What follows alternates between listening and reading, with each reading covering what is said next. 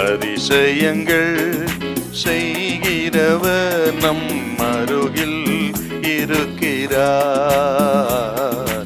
அற்புதங்கள் செய்கிறவர் என்றும் நமக்குள் வசிக்கிறார். உன்னத பாட்டு 2:15. திராட்சை தோட்டங்களை கெடுக்கிற குழி நரிகளையும் சிறு நரிகளையும் நமக்கு பிடியுங்கள். நம்முடைய திராட்சை தோட்டங்கள் பூவும் பிஞ்சுமா இருக்கிறதே.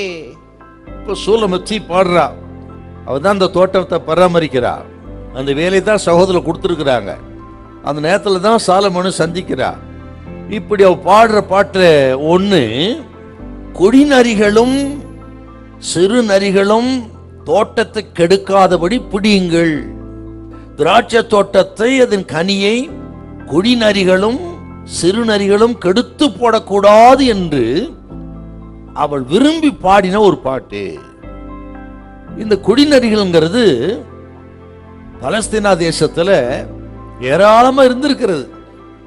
ஆகவே தான் அதை வச்சு பாடுறாவ.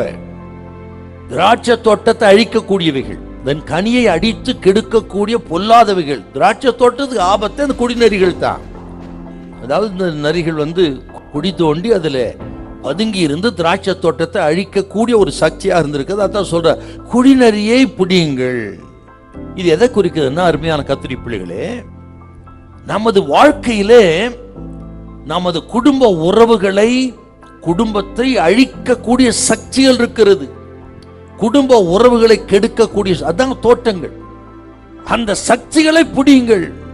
கணவன் மனைவி உறவு, பெற்றோர் பிள்ளைகள் உறவு, சகோதர சகோதரி உறவு, இந்த உறவுகளை கெடுக்கக்கூடிய சக்திகள் ஏராளம் இருக்கிறது. மனைவி மேல புருஷனுக்கு சந்தேகம், புருஷன் மேல மனைவிக்கு சந்தேகம். இந்த சந்தேகத்தை ஒழிக்கிறதுக்கு ஒரே ஒரு வழி, ஒருத்தர் நேசிக்கணுங்க.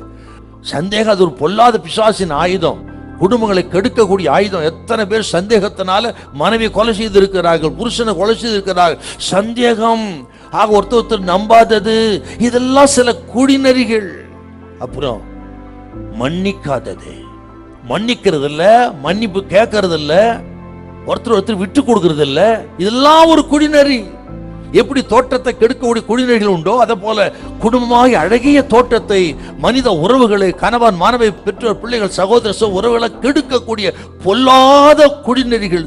இதெல்லாம் பேசி சரி பண்ணணும். ஜெபம் பண்ணி தேவ பிள்ளைகள் சரி பண்ணணும். தேவ சமூகத்துக்கு வரணும். ஆண்டவரை நம்பணும், ஆண்டவரை நாடணும். கர்த்தரை நம்பி விட்டு கொடுத்து மன்னித்து உங்க குடும்பத்தை கட்டி இப்படிப்பட்ட குடிநரிகளை விரட்டுங்கள். உங்க குடும்பத்துல என்னென்ன குடிநரி உங்களுக்கு தான் தெரியும். அதை இன்றைக்கு விரட்டுங்க. இயேசுவின் நாமத்தில் சொல்லி ஜெபம் பண்ணி, ஆக விசுவாசத்தோட ஆண்டவர் சார்ந்து விரட்டுங்கள். உங்க குடும்பம் நல்ல தோட்டமா இருக்கும். ஹல்லேலூயா, ஹல்லேலூயா.